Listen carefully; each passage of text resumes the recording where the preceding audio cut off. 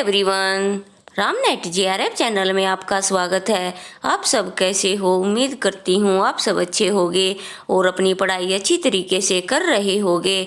तो आज इस वीडियो में हम डिस्कस करेंगे जो हमारा पेपर 1 है उसकी यूनिट 10 हायर एजुकेशन उच्च शिक्षा प्रणाली।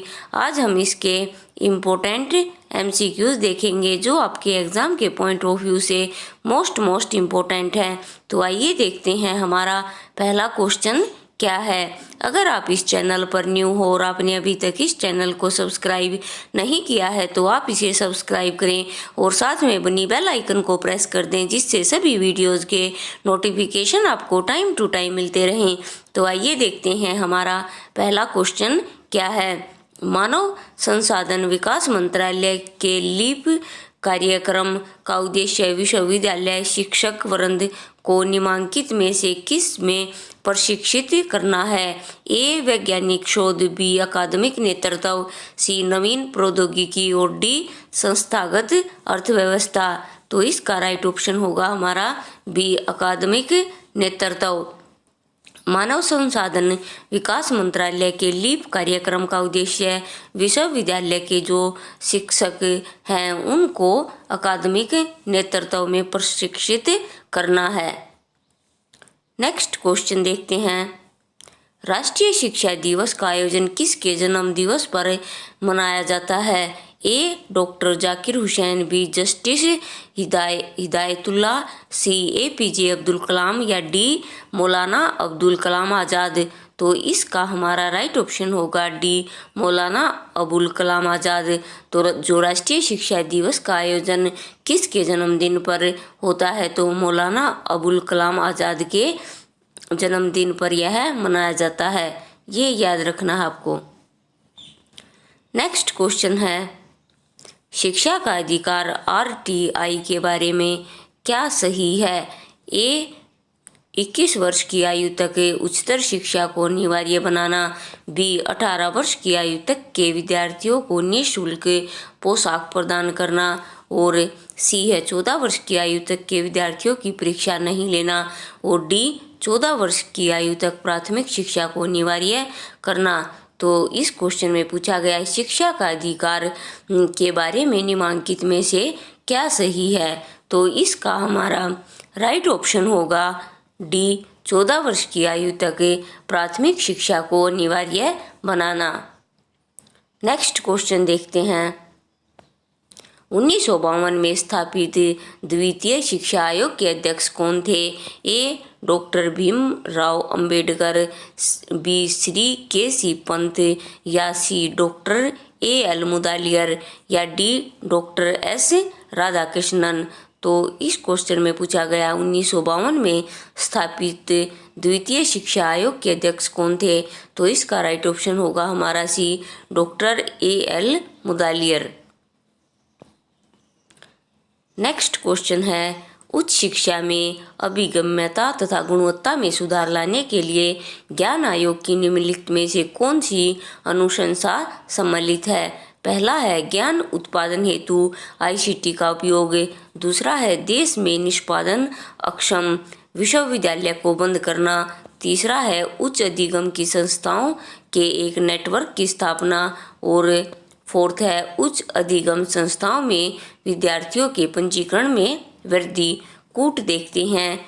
ए पहला दूसरा तीसरा, बी पहला दूसरा और चौथा, सी पहला तीसरा और चौथा, डी पहला दूसरा तीसरा और चौथा। तो पांचवें का जो हमारा राइट ऑप्शन होगा वो होगा सी पहला तीसरा और चौथा। तो आइए देखते हैं। पहला है हमारा ज्ञान उत्पादन हेतु ICT का उपयोग और तीसरा है हमारा उच्च अधिगम की संस्थाओं के एक नेटवर्क की स्थापना और चौथा है उच्च अधिगम की संस्थाओं में विद्यार्थियों के पंजीकरण में वृद्धि। तो ये तीनों सही हैं, ये नहीं है। नेक्स्ट क्वेश्चन है, हमारी विश्वविद्यालय प्रणाली के माध्यम से PhD कार्यक्रम के अनुसरण के लिए कौन सा एक अनिवार्य प्रावधान बन गया है?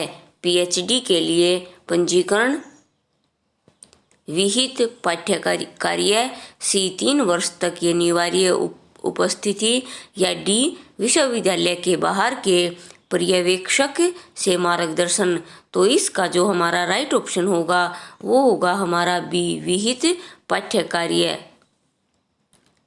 नेक्स्ट क्वेश्चन है, निम्नलिखित दो समुच्चयों में समुच्चय 1 में भारत के शीर्ष स्तरीय संस्थाओं का उल्लेख है, जबकि समुच्चय 2 में उनके औपचारिक सरोकारों को इंगित किया गया है। इन दोनों समुच्चयों को सम्मिलित कीजिए और कूट में अपना उत्तर दीजिए। तो ये समुच्चय 1 और समुच्चय 2 दिए गए हैं। इसमें शीर्ष स्तरीय संस्थाएं और इसमें औपचारिक सरोकार। तो पहला देखते हैं, विश्वविद्यालय अनुदान आयोग, बी अखिल भारतीय तकनीकी शिक्षा परिषद, सी है राष्ट्रीय अध्यापक शिक्षा समन्वय परिषद और डी राष्ट्रीय मूल्यांकन तथा प्रत्यायन परिषद। इस साइड औपचारिक सरोकार हैं वो देख लेते हैं। शिक्षा में विधिक मामलों का अधिनिर्णय, दूसरा है शिक्षक शिक्षा संस्थानों से संबंधित समन्वय, मान्यता तथा गुणवत्ता के मसले, और तीसरा है उच्च शिक्षा संस्थानों में तथा गुणवत्ता अनुरक्षण, चौथा है तकनीकी संस्थानों में मान्यता तथा गुणवत्ता के मसले, और पांचवा है गुणवत्ता का मूल्यांकन तथा उत्कृष्टता के ग्रेड का निर्धारण।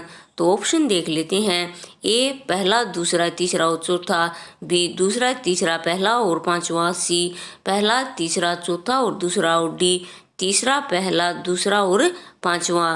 तो इसका जो हमारा राइट ऑप्शन वो है पहला, दूसरा, तीसरा और चौथा। तो आइए देखते हैं,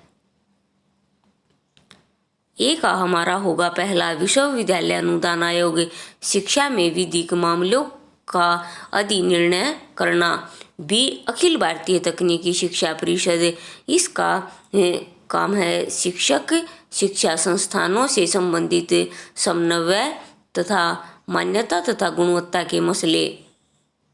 सी देखते हैं, राष्ट्रीय अध्यापक शिक्षा समन्वय परिषद, इसका है उच्च शिक्षा संस्थानों में तथा गुणवत्ता अनुरक्षण। डी है राष्ट्रीय मूल्यांकन तथा प्रत्यायन परिषद, इसका कार्य है तकनीकी संस्थानों में मान्यता और गुणवत्ता के मसले। ये नहीं है, तो ये सामने जो इनके ऑप्शन है ये राइट है।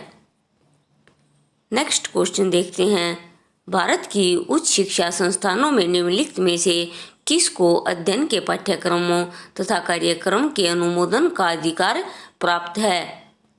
ए विश्वविद्यालय कोर्ट, सी नेट, बी विभागीय परिषद, सी अध्ययन मंडल, और ये डी है डी विद्या परिषद। तो इस क्वेश्चन में पूछा गया है, भारत की उच्च शिक्षा संस्थानों में निम्नलिखित में से किसको अध्ययनों के पाठ्यक्रमों तथा कार्यक्रमों के अनुमोदन का अधिकार प्राप्त है? तो इसका राइट ऑप्शन होगा हमारा डी विद्या परिषद। तो आज हमने इसमें हायर एजुकेशन के 8 क्वेश्चन किए हैं। ये 8 MCQs आपके कितने सही हुए और ये वीडियो आपको कैसी लगी कमेंट बॉक्स में कमेंट करके ज़रूर बताएं। आप इन्हें एक मॉक टेस्ट की तरह लें और मॉक टेस्ट में आपके कितने मार्क्स आए हैं ये देखें, और ये भी अपनी देखें कि आपने कितनी इम्प्रूवमेंट की है। अगर आपके नंबर कम आ रहे हैं तो आप जो कंसेप्ट आपके क्लियर नहीं है तो आप कंसेप्ट पढ़ें और फिर इन क्वेश्चंस को आप लगाएं, जिससे आपकी तैयारी एक अच्छे लेवल पर पहुंच जाएगी और आपका ये एग्ज़ाम आसानी से क्लियर हो जाएगा। तो आप इसे ध्यान से पढ़ें। तो फ्रेंड्स, आज के लिए इस वीडियो में इतना ही। मिलते हैं नेक्स्ट वीडियो में और नए इम्पोर्टेंट और इंटरेस्टिंग टॉपिक के साथ। इस वीडियो को लाइक करें, चैनल को सब्सक्राइब करें और इसे ज़्यादा से ज़्यादा शेयर करें। आप सभी वीडियो तो वॉच करते हो लेकिन इस चैनल को सब्सक्राइब और शेयर नहीं करते, तो प्लीज़ आपसे रिक्वेस्ट है इस चैनल को ज़्यादा से ज़्यादा शेयर और ज़्यादा से ज़्यादा सब्सक्राइब करो, जिससे मुझे भी मोटिवेशन मिलेगा और मैं आपके लिए अच्छी अच्छी वीडियो लाने का प्रयास करूँगी। तो आज के लिए इतना ही। Thank you.